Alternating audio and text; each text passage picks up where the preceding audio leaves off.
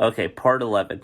So why is it that for the most part we seem to see every season that Barry has to fight a speed villain no matter who it is? If it's the Reverse Flash, or is it Zoom from another Earth, or is it a time remnant of himself? It seems to me no matter who it is, Barry always loses in the first part of the season, but then always finds a way to beat the speed villain in the end. I think the show is kind of predictable with this. He always says he's not fast enough to beat them, which is just weird to me because, as I've already stated in the opening, I don't like how they state that he's the fastest man alive, but then gets his ass handed to him constantly. So, I don't know. It just doesn't make sense to me. Yeah.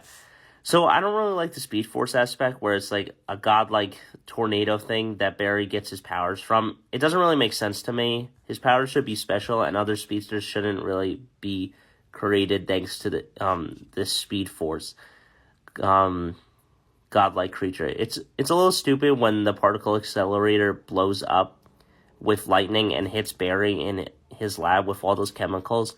That's how he became the Flash. It shouldn't have been from some magical force. I also don't like the other forces. I didn't really like them. But the good thing is that in Season 8, we really don't see Iris thanks to her being in time sickness. So I'm happy that the Still Force is keeping her in there because she just got on my nerves. Anyway, back to what I was saying. This is just an example. This is like saying, not just the spider that bit Peter Parker was special, but himself was special, and that's how he got his powers, because his body accepted the abilities to have those powers, and no one else really could have them. So yes, that's kind of how his body is special, and it does happen in the animated show. I'm just giving an example because that's how Barry should have had his powers. Now I know there's a thing called the Spider-Verse where different characters got bitten by spiders.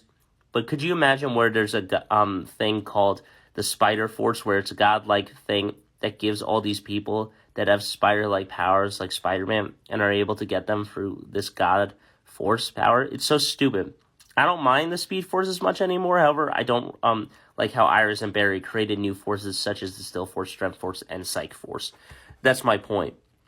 My point is that I don't mind the Speed Force as much, but it is a little stupid how he got his powers and stuff. I know they want to keep it comic accurate, but come on. I mean, literally just let him have his powers by being special. That's how it should happen. So yeah, part 11, be on the lookout for part 12.